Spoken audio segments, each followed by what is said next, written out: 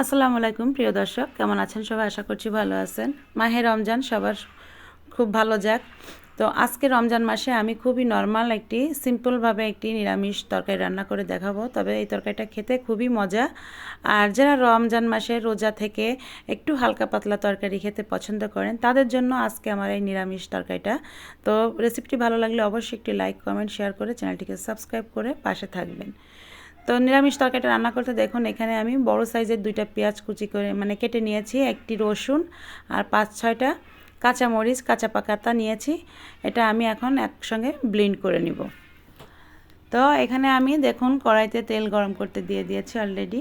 আর এখানে আমি নিরামিষ তরকারিটা রান্না করার জন্য কিছু আলু ভেজে নিব প্রথমে।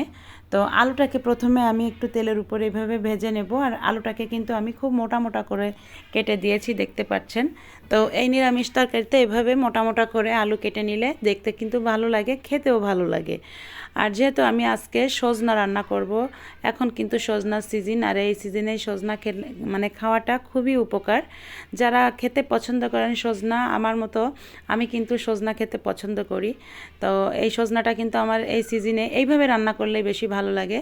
তো আলুটাকে দেখুন একটু লাল লাল হয়ে আসলে ভাজাটা, তখন আমি যে পেঁয়াজ রসুনটা আমি ব্লেন্ড করে নিয়েছি, আর এটা চাইলে আপনারা বেটেও নিতে পারেন। তো দেখুন আমি ব্লেন্ডটা করেছি এমনভাবে, শুধু একটু আদা ছাঁচা মতো করে নিয়েছি, এটা পুরোটা কিন্তু মিহি করে নেয়নি। তো এভাবে নিয়েছি আর দিয়ে এখন কিন্তু একটু কষিয়ে নেব কিছু সময়। আর এখানে 1 চা চামচ জিরা বাটা দিয়ে দিয়েছি। মশলাটার পরিমাণটা কিন্তু খুব কম লাগবে, এই নিরামিষ তরকারিটাতে কিন্তু মশলাটা বেশি এটা লাগেও না। আর এই তরকারিটা এইভাবে রান্না করলে বেশি খেতে ভালো লাগবে দেখবেন। তো সামান্য একটু পানি দিয়ে দিলাম। পানিটা দিয়ে মশলাটা আমি এবার আলুর সঙ্গে খুবই ভালো করে কষিয়ে নেব, যাতে কাঁচা গন্ধটা একদম না থাকে। তো এ ফাঁকে একটু লবণ আর হলুদটা দিয়ে দিলাম। তো এই নিরামিষ তরকারি আপনারা চাইলে এই সজনা আলুটা দিয়ে এইভাবে আপনি যে কোনো মাছ দিয়েও রান্না করে খেতে পারেন। তবে মাছ দিয়ে তো আমরা সবসময় খাই, তবে এইভাবে নিরামিষ রান্না করে খেলে কিন্তু খুবই ভালো লাগে। তো আমি উঁচু উঁচু 1 টেবিল চামচ এখানে সরিষা বাটা দিয়ে দিলাম। সরিষা বাটাটাও অপশনাল, আপনারা চাইলে দিতেও পারেন। তবে দেখবেন সজনার ভিতরে একটু সরিষা বাটা দিলে কিন্তু সজনার তরকারিটা ফ্লেভারটা একটু ঝাঁঝালো ঝাঁঝালো টাইপের আসে।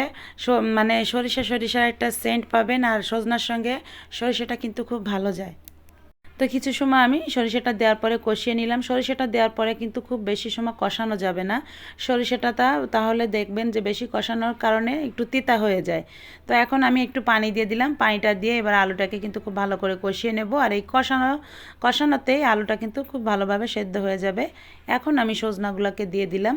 সজনাটাকে দিয়ে বেশি সময় কষাবো না, কারণ এই সজনাটা কিন্তু একটু কচি টাইপের সজনা। যেহেতু এখন নতুন নতুন বাজারে সজনা উঠছে, এখন কিন্তু খুব মোটা হয়ে পারেনি সজনাটা। এখন এইরকম সজনা চিকন চিকন সজনা পাওয়া যায়। আর এরকম চিকন সজনাটা দিয়ে খুব বেশি সময় কষানো যাবে না, তাহলে দেখা যাচ্ছে এটা গলে যাবে। তো আলুটা যখন খুব ভালো করে সেদ্ধ হয়ে গিয়েছে, তখন কিন্তু আমি সজনাটাকে দিয়ে জাস্ট 2 থেকে 3 মিনিট আমি একটু এভাবে কষিয়ে নেব। আর কষানোটা তো যথেষ্ট, আমি আগের কষানোটা দিয়ে নিয়েছি, এই কষানোটা খুব বেশি করে না কষালেও চলবে।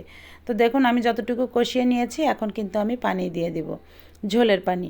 আর এই ঝোলের পানিটা যতটুকু আপনি ঝোল রাখবেন সেটার উপর ডিপেন্ড করে আপনি পানিটা দিবেন। আর পানিটা দেওয়ার পরে খুব ভালো করে কিন্তু এখানে বলক আসার পরে জাল করে নিতে হবে তরকারিটা। কিন্তু আর কোনো রকম কোনো মশলা দেওয়া লাগবে না, এতেই কিন্তু তরকারিটা রান্না করা হয়ে যাবে। তরকারিটা দেখুন আমি ঝোলটা দিয়ে দেওয়ার পরে তরকারিটার কালারটা অনেক সুন্দর লাগছে। আর এতেই কিন্তু দেখে মনে হচ্ছে তরকারিটা হয়ে গিয়েছে, এত সুন্দর লাগছে। তো দেখুন বলক আসার পরে এভাবে একটু কিছু সময় পর পর নেড়ে চেড়ে এভাবে রান্নাটা করে নিতে হবে। আলুটা কিন্তু গলে গিয়েছে, দেখতেই পাচ্ছেন।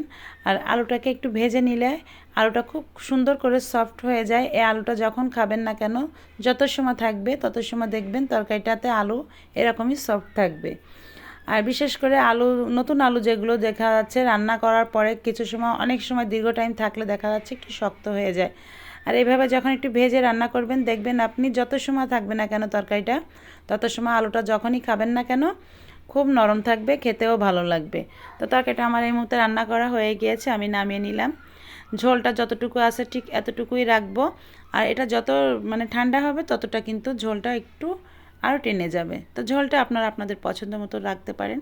তো এই রকম নিরামিষ তরকারি দিয়ে রমজান মাসে খাবেন, দেখবেন আপনার যে এত তৃপ্তি সহকারে ভাত খেতে পারবেন। যারা সজনা লাভার আছেন তারা অবশ্যই এভাবে তরকারিটা রান্না করবেন, দেখবেন খুবই মজা লাগবে।